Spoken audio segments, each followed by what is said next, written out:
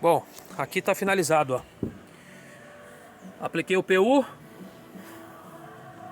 ó, em toda a circunferência do cano.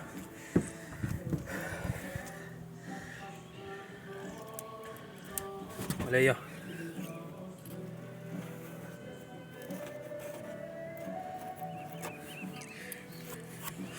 Toda a circunferência do cano.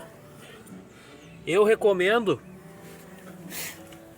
por experiência, não esquentar esse cano pelo menos 2 dias.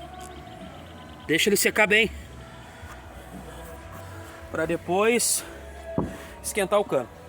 Aí essa chapa ficou por baixo, essa chapa de alumínio eu coloquei por cima, e aqui eu coloquei os três parafusos com bucha, isolei os furinhos que tinha na chapa de alumínio. Aqui também eu coloquei um parafuso aqui, coloquei um parafuso lá, isolei com PU, isolei toda a circunferência do cano para não entrar água, e chumbei com PU também 3 parafusos em cima, não na parte de baixo, na parte de cima da telha. Esse aí é o serviço, tá pronto. Fechou, acabou a água.